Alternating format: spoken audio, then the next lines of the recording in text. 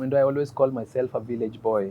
I remember even when my shorts were going off, I could not be able to, kushona button, the cartoon inaitwaje key holder na life inaendelea. And believe you me, tulisurvive because hata kuna saa ingine njaa ya shule unaijua mpaka mnaiba maembe, mnakuwa na mambo kama yale. Mimi nikapanda regional bus. I didn't even know where I was going to sleep that night wakati tunafika because it's a 24 hours journey. I slept kwa kinyozi na ngumi yangu ikiwa pilo yangu. Umbu zinaniuma. The next day I take my sack and luggages, dress well, naenda kwa mahoteli kutafuta market ya duvets and the curtains. Nataka watu waelewe kwamba huu ni ugonjwa na addiction si mchezo. Mental health watu wameipuuza sana. I always say mental health is as important as physical health. Hi, and welcome back to another episode of No One Tells You This. And our guest for today is someone that has been championing mental health around where we are and has a facility, a mental health and a rehab facility. He's very insistent on mental health and being at peace with yourself. And today we're going to hear his story. What made him gain that interest in mental health? Karibu sana. Shukran sana. Yes. Mwendwa, thank you Tell for us having. about yourself first. What I could you as a person. Okay, my name is Mureti Kennedy. I'm an enthusiastic person. I'm an ambitious person. I'm a hard worker. I love serving the community. It gives me a lot of passion and self-actualization in serving the people. And I'm an honest and a simple guy. Yes. Now, apart from all that, I want to know, does Ken have a family? What are Ken's hobbies? Nini na kufurahishanga? Tell us. Thank you. My hobbies are playing football. Of course, I'm a godly person. I'm married, happily married, and I love life. I love traveling. I love being around people. I love networking. I love helping people. It gives me a lot of joy in life in helping people.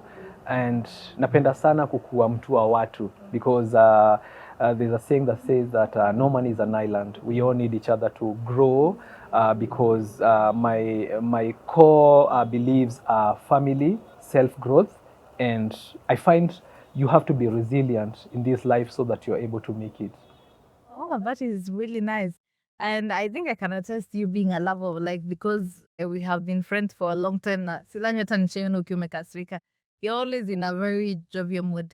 Now, Ken, you run a rehab Yes. center. You're a great champion of mental health. Yes. Can you tell us how you got there? What's pushed you, or what's made you gain interest in people's mental health and championing for it? Thank you so much. When I was young, I met very many different people of different backgrounds. I found myself indulged in a lot of people that came from abroad because my mother was living in Denmark. She was married in Denmark. And when she was working there, she was a caregiver, that is in palliative care services. So when it came for her to come back home, she told me she wanted to give back to the society and she wanted to start a home for the elderly that is taking care of the critically ill people, taking care of the people who are after hospitalization. So in the gap, I saw that she wanted to do something for the society. At that time, I was running a pizza place, which was called Kobo Pizzeria, which we closed down, unfortunately, during the Corona time. You know, the business, the hotel business was not doing good. So I told her that if we start a rehabilitation center, because I had seen there is a gap in our society. I'm born and brought up in Kobo. I was born in Kobo Consolata Hospital. So I wanted and saw this as an opportunity for us to do something for the community. And I've seen that drug and substance abuse is very rampant and the problems of mental health are so rampant in our society. So I told her, why don't we set up a rehabilitation center where after we can set a home for the elderly. So she quickly bought the idea, being the only son to my mom. She took it but she didn't take it quickly. You know our society, vile wazazi hawapendi kuchukua advice za watoto sana sana. So God willing, she took the idea and we started the rehabilitation center that we launched in 2021 through our current senator, Mheshimiwa Kadhuri. The passion that I have about rehabilitation is Mwendwa. I love helping people. I love serving people. I love to make a difference. And when I was young, I'd told God, bless me so that I can be in a placement in a society where I can be able to touch lives. And believe you me, we are changing lives. We are making a difference in this society. And that's what counts in this life. What you can do for someone else. We've been able to rehabilitate over 1,500 people. Some of them, of course, go to relapse but we have come and seen the gap where it is. We are now doing what is called an exit plan. As I sit here, I have over 14 people working in the UAE. This is because, of course, I was working there, and I see it as a very good channel because they're able to avoid the PPTs. These are the people, place, and things that trigger them back to their old behaviors. You know, we believe in successful rehabilitation is in avoidance of relapse. But we cannot forget that we cannot move our homes, especially we are living in Meru. But what can we change? What can we change in the end game? A lot of people are stigmatized to seek mental health, but I'm here today to tell them that we are beyond stigma. Our society right now is not the time that we hide children in the house. Hatuwezi ficha uchi wetu, lazima tutokee kwa sababu ule mtoto anaweza saidika na akakuwa mtu. So the passion we found in starting a rehab is that my mom is my role model. We love serving people. We are in a cordial working relationship with her. Sometimes, of course, there are some challenges here and there, but God helps us overcome them. So this is the thing that we found in Harmony Therapy Centre. We are able to regain clients, able to rebuild their lives and empower them, Mwendwa. Now, let me go back to the part where you said you have people working in the UAE and because you worked there. How did Ken get to the UAE? Mwendwa, I always call myself a village boy. Since I've told you guys I'm a son of a single mom. My dad and mom separated when I was very young. And it's not a good story that I like to remember, but I'm never shy to tell my story because I know it will be able to encourage a boy, a girl somewhere that you can make it.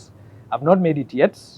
So when I was young, my mom used to go off and work in Kisumu, Nanyuki, and I was left alone. So I got independence when I was very young because I went to boarding school when I was in grade 2, that is class 2 during our time. That was in St. Aloysius here in Kanyakine. I remember even when my shorts were going off, I could not be able to, kushona button, the cartoon inaitwaje, key holder na life inaendelea. I was able to wash my clothes. I was able to meet people of different backgrounds. So fast forward, I went to a school called Monge Junior in Chuka, where tukaanza kusurvive. And believe you me, tulisurvive because hata kuna saa ingine njaa ya shule unaijua mpaka mnaiba maembe, mnakuwa na mambo kama yale. So I was able to be called in Eco Boys. I really got a good mark, but nikaambia mom, nimekaa sana ushago. I want to be where you are. So that time she had gone from Kisumu, Kenya Planters Cooperative Union, and worked in Nairobi. So I managed to go to Dagoretti High School, and this is the school that changed my life. And I want to encourage a lot of parents. Ukisikia mtoto anakuambia anataka kuwa kama ni rubani, anataka kwenda kama ni Mangu High School ama Moi Forces, jaribu kwa njia zako uweze kumpea. I love football, and Dagoretti High School is a football school, is a drama school. I'm seated here right today to show that parents si lazima tukue successful kwa pande ya kitabu. That school brought the entrepreneurship in me. It ilinifungua sana. Because I remember after high school, when I joined Kenya Teachers College to do my Association of Business Executives course, I found it pia ikiwa ni shule ya mpira. So fast forward, I went to South Sudan. Rwanda, Kigali, where I worked as an assistant manager in an hotel near Karisimbi, Goma, near the border of Congo and Rwanda. Later on, I came and I went to South Sudan, where I worked as an housekeeping supervisor for 2 years. Then later on, I told my mom, because that time she had moved to Denmark, I told her I still have my dream of being in Dubai. I tried so many times, mpaka tunavaa suti, tunapiga picha za cabin crew, tunajaribu, naambiwa we ni mshort, we ni mrefu, ja qualify. But God in his ways worked my way through. I went to Dubai where I got a job in Landmark Company. I worked as a sales associate or a sales consultant, if you may please.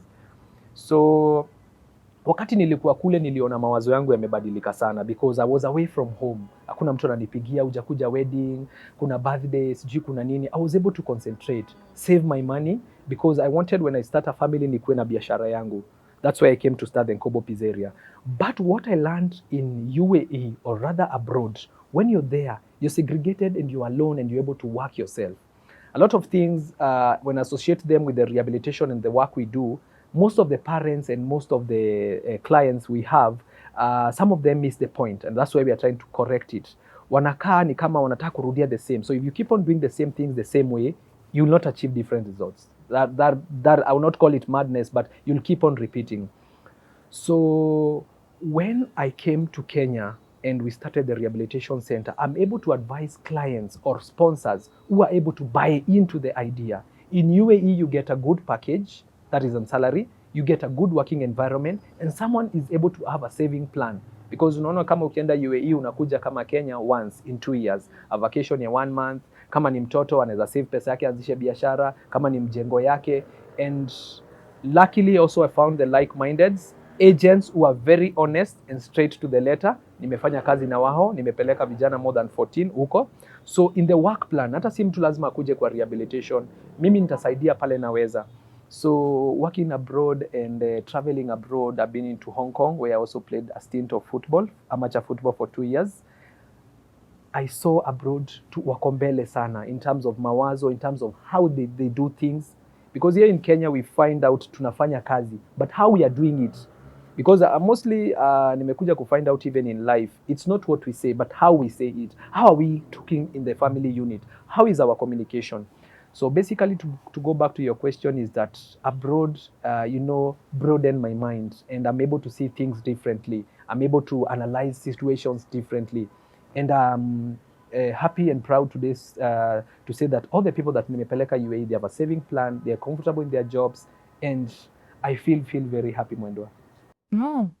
Oh my God, you have toured a lot more. Now, Rwanda was where you started working outside the country. How did you get there? Did you apply there? Might you use an agent to get to Rwanda? Yes. How was it? Thank you. So Rwanda, there's a friend of my mom who was working there, and that time there was vast opportunities. So I was able to learn the Kinyarwanda, the local dialect, and that's how I integrated to work there. And one thing I can also say, since you've asked that question, it's good in life to be daring. Some of our parents are so confined that, huyu mtoto staki hata aende kusomea Nairobi. Hizi vitu za dunia kama ni bar, pombe, the influence in the society, it is always everywhere. Lazima tuache watoto wetu wa fly out. Lazima tuache watoto wetu waweze kutekeleza maisha yao. Let that kid fly out. You can only pray for them, wish them well, advise them well, but the choices of life. When we are seated with you today here, I know your dad personally, but I know you know what is right and what is wrong. So let's be free to let our kids fulfill their dreams. So Rwanda, yes, nilikuwa connected through my uncle, and I was of course timid like any other young person to travel, but nilikuja nikaanza kuona iko hivi. Kuna wengine wanasema sitaacha ng'ombe, sitaacha girlfriend, sitaacha hii biashara, but if you're confined and comfortable in your comfort zone, you will never achieve anything. Yeah. Well, I guess that's really interesting about being daring. I think that's the part people miss out on, because you're afraid of what is behind that wall. That's very interesting. So from Rwanda, Apple, you got to apply to the other countries, no kapata? Yes, now when I came from Rwanda, my mom, in her ways, she had started an enterprise company ya kushona duvets, curtains. So akaniambia, here there's an opportunity in South Sudan. Kuna mahoteli zimefunguliwa. Why don't you visit? I'm like, yes. Mimi nikapanda regional bus. I didn't even know where I was going to sleep that night wakati tunafika, because it's a 24 hours journey. But I'm a social person, nikaongea na mtu wako kwa gari, tukaenda tukafika kwake, akanipea accommodation, akaniambia hata kuna rafiki yake anakuja kutoka Kenya, so akikuja nitabidi nitoke. So wakati nilitoka nilikuwa nimebefriend another guy alikuwa anakuwa na kinyozi. I slept kwa kinyozi na ngumi yangu ikiwa pilo yangu, umbu zinaniuma. The next day I take my sack and luggages, dress well, naenda kwa mahoteli kutafuta market ya duvets and the curtains. Luckily, God is in his ways. Kuna hoteli nilikuwa naenda inaitwa Rock City Hotel, imeoniwa na Muhindi and a Kikuyu lady. So nikifanya hiyo marketing, hiyo ndio siku the housekeeping supervisor alikuwa amekosea. So wakati nilikuwa naongea nao nilikuwa nimengoja hapo, nikasikia vurugu, so I was like, oh, what's going on? So mimi wakati nimefanya marketing yangu nimekaniambia hata tulikuwa tunataka hizi vitu za cottages zetu, are you able to supply us? So I was walking out, as I was walking out from the hotel, the lady calls me. And are you also looking for a job as you're in South Sudan marketing your stuff? I was like, yeah, nikipata kazi si mbaya. Oh, wow. So she was like, can you be our housekeeping supervisor? I was like, yes. I called my mother back to the office, we signed contracts, and I think hiyo time nilikuwa na earn kitu kama 40,000 na wakiwa wamenipea accommodation. That was like, wow, my mother was struggling there in Kenya, naweza mtumia kitu. That time I was not married, it was a good fortune, and I used to meet guys from UN, UNDP, we used to network. So nikakaa South Sudan for 2 years, kulikuwa na of course vita hiyo time, but nikaanza kuona ni nchi ambayo si mbaya pia, because in every country hata kama kuna vita there is an opportunity. People sit and say that Saudi Arabia is a bad country, but no, wale watu wameenda huko wana straight contract, wanaanza kudeviate, kuchanuliwa kufanya kazi zingine hazieleweki, unaanza kutafuta na government, utasema country ni mbaya. So I found it as a good environment, but bado nilikuwa nasikia sijafikia, and that's why that time also my mom hiyo time alienda Denmark, that is in 2013. So nikampush forward sana mpaka akanitumia airfare. I think to go to Dubai hiyo time ilikuwa 36,000 kwenda. So it was 72 to and from. So ndio nikaenda kufanya job searching. Ndio maana nilitoka South Sudan, but it was a beautiful country, yes.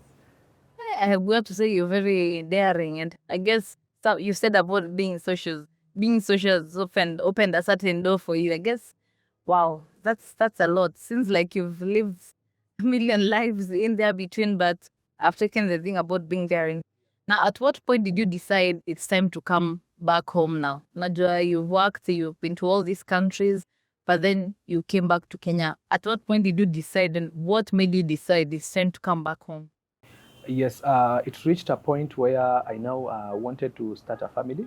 Like I've told you, I'm a son of a single mother. So I felt I owe her. She's really struggled with me all through her life. I remember when I was living with my grandmother, nilikuwa naona hata pumps za njia, sijui kama unajua hizo viatu za ladies naitwa pumps, nikiona hizo mark najua madhi anaweza kuwa amekuja. So there's a part of me that really desired to have a family, and I vowed to my life that when I have my kids or have my family, I would like it to have to be different. So hiyo ndio time nilisema I want to come back to Kenya. I want to have a family. I want to also give my mother some grandchildren. I want to live a full life. And I came back to Kenya, and of course I'm married, like I said, and ukiwa abroad pia kulea familia, and of course with their beliefs and everything, it's a bit tricky, but that is the point I decided I now have to come back. All these things nimelan. There's no one who is the center of information, but nika feel I have some experience that I can give back to my community. So that time I was living in Nairobi, and mabeshte zangu walikuwa wananiuliza, yani wewe umerudi Ocha? Umerudi Ocha? Ni aje umerudi Ocha? Ulikuwa unaishi Nairobi, umeenda Denmark, umeenda sijui wapi, umeenda Dubai, na unataka urudi Meru. Kambia, yeah, that's where I need to bring back my expertise. I need to settle. I feel that niko Kenya, I have a belonging here in Kobo where I was born and raised. And I'm very happy the community also accepted me. Some of the people did not know me, because nakumbuka hata kuna siku nilienda kwa field hapo Shaba, and the boys wasema huyu ametoka wapi, and they don't know that it's a stone throw away from my home to the field. So I feel hiyo time ilifika nikabidi nirudi nyumbani na niweze kuishi vile ambavyo inafaa. All that I've learned out there, if I can be able to give to another boy child, another young dreamer, another village boy, anaweza fikia mahali nimefika na ende zaidi, juu bado hata hatujafika. Now you came back to Kobo, feel this is where your heart is. How did Pizzeria and Kobo Pizzeria come up? As I said before, when I was in UAE, nilikuwa nimesave up do kidogo, na nikajiuliza, what business can I bring back to Kobo? Where is the gap? So I saw, and I came to Kobo, nikakaa kama miezi mbili. Of course I had planned it before, because after Dubai nilienda some holidays in Denmark where my mom used to live for 3 months. So we had a discussion with her, na nikamwambia I would like to start a fast food restaurant, and kwa hii restaurant nikuwe na kitu ambaye inaweza vuta watu. Always I'm encouraging for people to see where the gap is. Yes, kuna mtu angeniambia, hey, pizza Kobo, hapana. So people, when I came and set up the restaurant, and of course I have connection with some people from Pizza Inn, and some spices I got from South Africa, so my pizza also tasted differently. I think you can attest, you've tasted their pizza. I can, 100%. So watu walikuwa napita hapo nasema, Kobo Pizzeria, si Pizza Inn, hii ni Mwitu.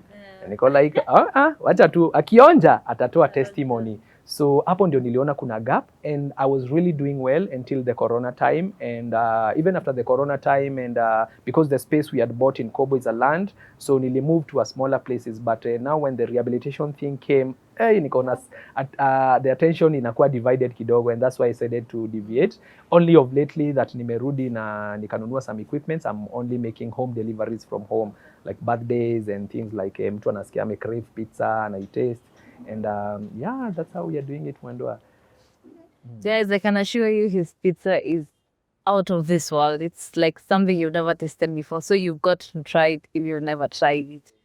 So Ken, tumemaliza, umeanza pizzeria, umeona attention is divided. What did you guys start first, the palliative care or the rehab center? Okay, we started the palliative care center. That's why we are doing also the rehab, but it took some time. Ndio I shared with mom, nikamwambia I don't think the society imefika hapo as of now, but if we start the rehabilitation center, it would pick. So that's there after ndio tukaenda tukabuild the Harmony Family Hospital, where we are doing palliative care services, and the halfway houses. Halfway house services ni hile mtu ametoka rehabilitation and is being integrated pole kurudi back to face the society. Yes. The palliative care, how was it received? Did you get people to come do it? Because kuna wale wanakuanga na idea like ni kama umetupa your parent ama your shushu, you don't want them. Ebu tell us, how did people take it in this society? Okay, first watu walikuwa na resistance kidogo, wanasema afadhali nitengeneze mom kitu hapa, but una find especially to our parents or a loved one kumuattend. Maybe for example mtu ameambiwa atatumia diapers ama pampers, let me say so, ama ako in the LG tube ana feed, ama unafaa kumuosha parts flani za body. You as the daughter, as the son, as the friend, as the uncle, inaweza kuwa kidogo ni shida. But at the Palliative Care Service Center, we have caregivers who are trained to these specific roles. They are nurses and doctors who are there with them day in, day out. So unapata sometimes pia kunakuwa na mzozo nyumbani. Hii mwezi mimi ndo nilitolea dad unga, mimi ndo nashughulikia bili ya hospitali. So why don't they come and bring them at a center? Mseme bili yenyu ni 30,000 for example, and you're contributing and you're able to visit. Life has become very busy, Mwendwa. Unapata kuna watoto wako Amerika, wengine wako Nairobi, wengine wako wapi. So ile attention, hata mwende muandike mtu who is not a caregiver or trained to take care of a critically ill person, itakuwa kidogo iko na shida. And one of the relatives akikuja hapo anaangalia anasema huyu aliandikwa na maybe Michael ama Jacinta, afanyi vile, mimi najua mwingine. Sisi tuko na hao watu mnataka kujua ambao ni specialist wanaona take care of those people. And the society that tunaishi sahi, Mwendwa, imefika mahali we have to embrace this kind of services. We might not want them. No one wants their parent or a loved one to get sick, but in a need sometimes they have to be taken by someone mwenye anajua shida yao. Yes. Oh, really? Now, Ebu, after the palliative care, let's go to the rehab. What's the process? How does it come that someone gets to rehab? Kuna wenye wanajileta wenyewe, ama if it's a family, do they bring their own? How do they get there? Because I am thinking going to rehab is not something easy. Probably mtu atakuwa tu inginayo, ata-resist. How do they actually get to come to rehab and there's rehab? Thank you so much. So in the real sense, not kila mtu anakuwaga a voluntary client. A voluntary client ni ule mtu anasema, nasikia niko na shida. Like today morning, I got a call from someone who is struggling with gambling, and they're like, I've hit the rock bottom. I need therapy. Huyo ni mtu atakuja, and that's an advantage because atakuwa na acceptance. And in treatment, inakuwaga uki-accept already, we are like halfway. Kuna mtu mmeona as a family, this person needs help. So that is a client we call an involuntary client. They have to be forced. We have to trick them, we have to go sedate them, we have to go pick them, of course through a consent that is written by the sponsors. So mtu kupata haja ya kukuja kwa rehabilitation, they are always in denial, because even Mwendwa sasa nikikuchukua, nikupeleke Isiolo, nikufungia hata 2 hours, utasema, I want to go back home. But we know this person is sick. The things in our brain that inaitwa cerebral cortex, kuna brainstem, na zina affect how we do, especially ingine pia inaitwa limbic system. It takes our behavior. Kama for example, sasa tukitoka hapa tunaenda Nairobi, tukifika Medero, unajua kuna nyama inapikagwa hapo. So unasikia sitapita hapa bila kukula. That's how the same thing addiction inakuwa. Asubuhi mtu kutoa lock, for example for our clients wa drug and substance, kuwa na behavior fulani. Kuna watu wengine hata usema that is what we've learned, that especially mtu kula miraa, unapata hata hajaanza kuchana, but akiwa ameiweka tu kwa mfuko, anashika tu, anasikia iko hapo already, anasikia tu siku iko sawa, unaelewa. Akiona hata gari ya miraa imepita, anasikia kamefika time. So some of these clients are in addiction, and addiction is a disease, is a brain disease, and it's a disease like any other, like malaria, like anything, and it can be treated. And most of the times that's when tunasema hata mtu amekuja kwa rehab, after they come to the rehabilitation, there's a psychiatric review that is done to generate the treatment plan. Mtu amediagnosewa for example kama ni drug use disorder, ako na drug psychosis, ama ako na kama bipolar, ako na schizophrenia. We are able to generate these treatment plans from the psychiatric doctor. Na unapata most people wanakuja kwa rehab, si wote wame-accept. Inakuwa a struggle. We have to do motivational therapy the first days, ndio mtu kwanza accept kukua hapa. So sometimes it's a struggle, but we do it Mwendoa, and I know we are helping the society. You've said you had a client who was gambling. I guess when tukisikia mambo ya addict, we only think people are addicted to drug, to alcohol, easy vitu had.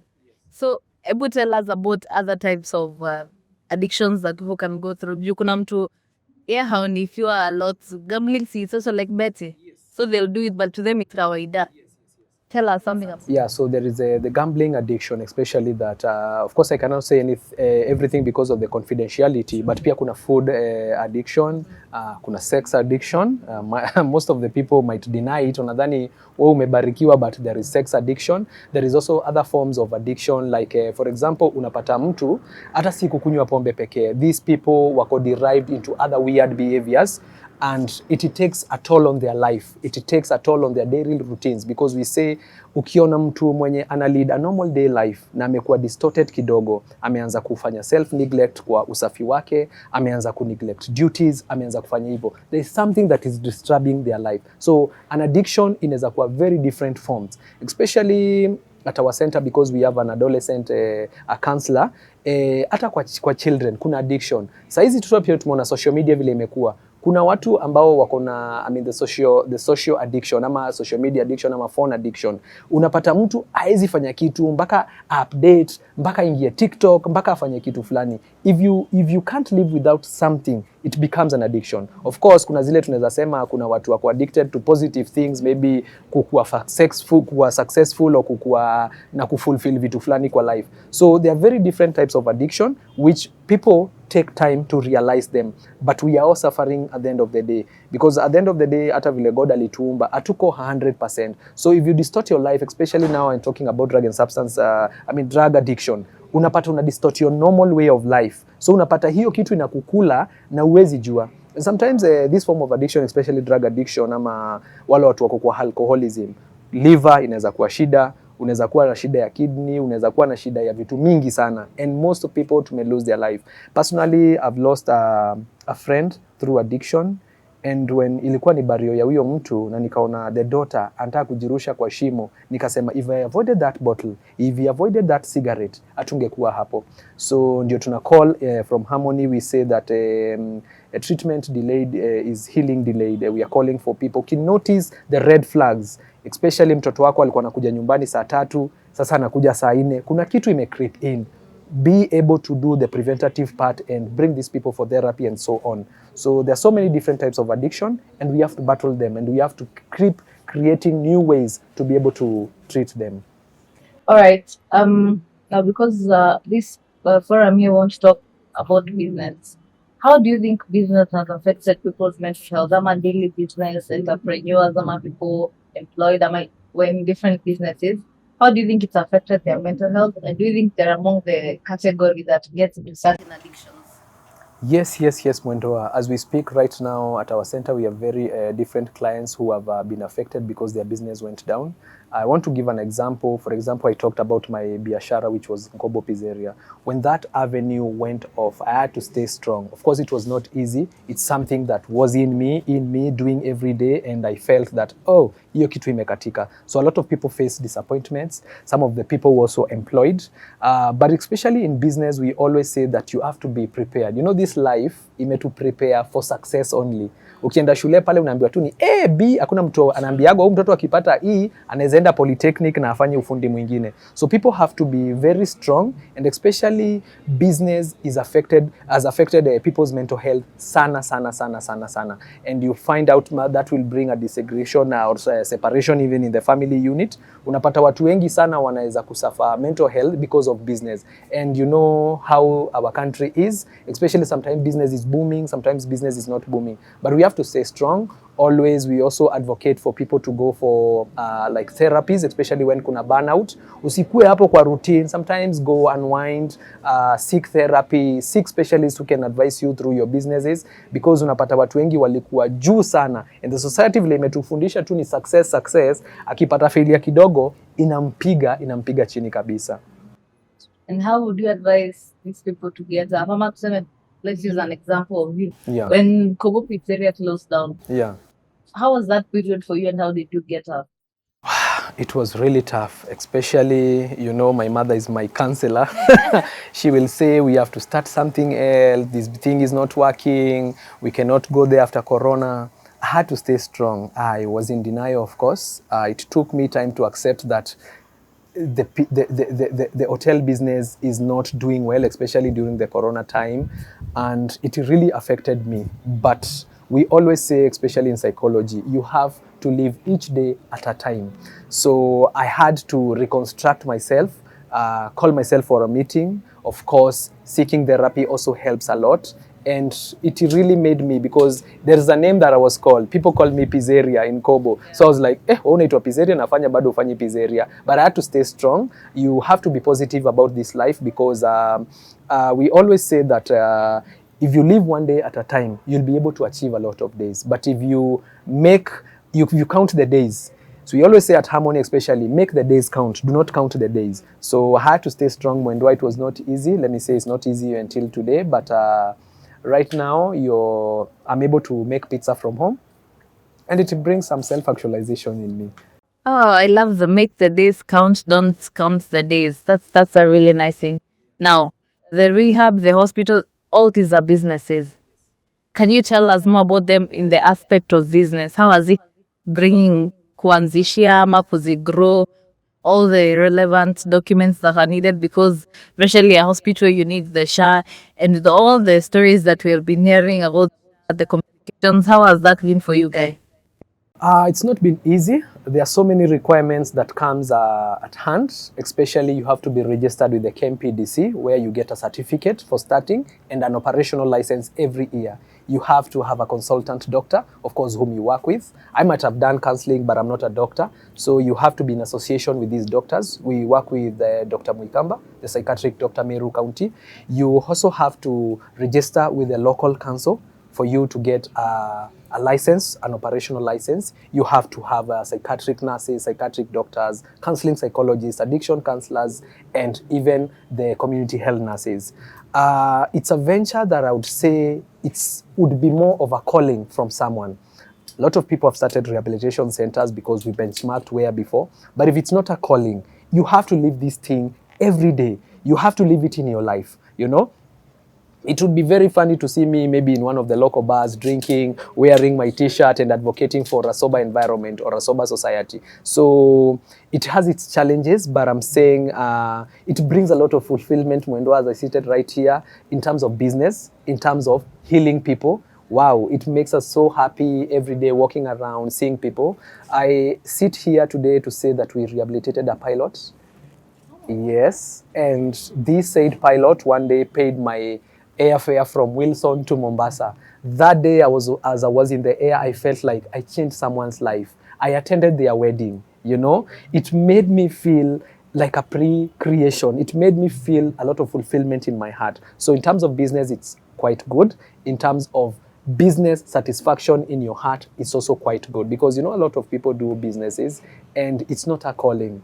You know, I love football so much. No one calls Cristiano Ronaldo to go to the field every day. It's their love, it's their passion. When they're there, they feel like, oh, this is it. This is my sanctuary. So in this business, and especially on my personal note, I loved to be in a position where I can be able to, engage with the society in terms of social, especially, you know, We might not be even politicians, but we are leaders in our community.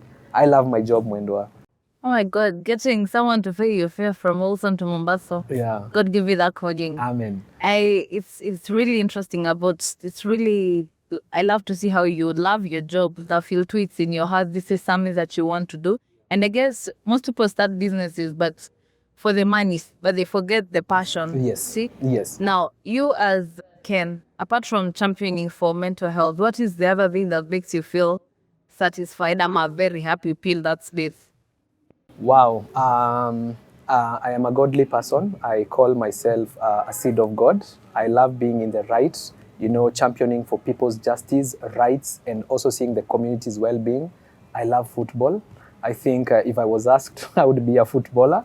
I was not able to make it, but I love football, especially when after work I go and play football. I also play for a football team called Nkobo Pizzeria. Football makes me so happy because I love fitness and staying healthy and fit. So football, occupies my heart, occupies my space. I also love uplifting people's life, especially when I see someone is doing a good business, which is a positive thing in our society.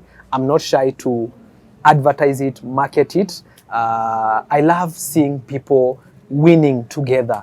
I love wellness in the society. It really makes my heart very, very happy to see, especially here in South Imenti, where I'm born and brought up. I like to see the people's lives uplifted. If anybody is a hustler doing some hustle, napenda kuipromote. Nitaenda hapo, nipige picha, ni feel like part of that business.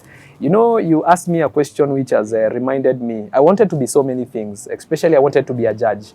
But na feel in my life, I'm all that. I've done mediation, so I'm able sometimes even to help conflicts that people have. So in my life, na feel nimejaza kujaza vitu mingi sana, which makes me so proud and happy. Okay, now Ken, we've heard about your life story, the business as the rehab, and I believe that is, I not agree, I know that is something noble that should be, and I know the community appreciates it. Now, if you can tell us, running a rehab and the palliative care and the hospital and everything, is there any regret that you have? Just one. Yes. Why we didn't start earlier. Oh, yes. It's something that has really come to help the society.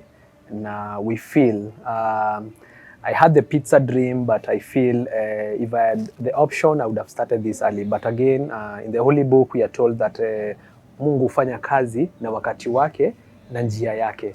So I believe the pizza business was a penetration for me to be known in the society, because there is one thing, Mwendwa, I'll tell you today.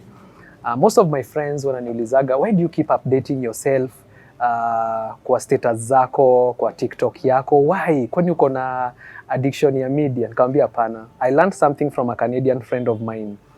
The more you're known, the more people know Ken calling himself the village man, the top scorer, what have you. People would like to associate.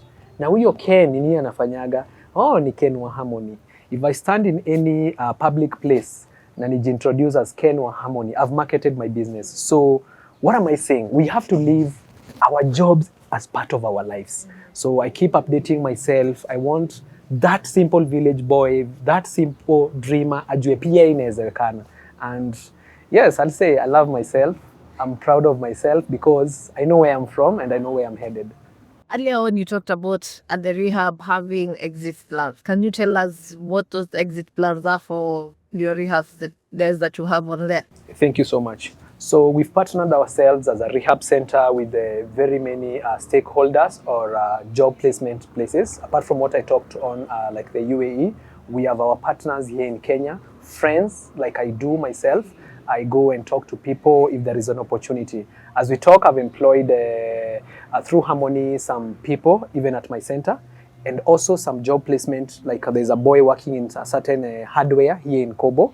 Alichukuliwa too, is doing well, of course with some challenges, but we keep on doing what we call the follow-up. So we've been able to network through friends, through people who are interested, people who are also wanting to help in the society, who have come and even taken some of our clients to job placement.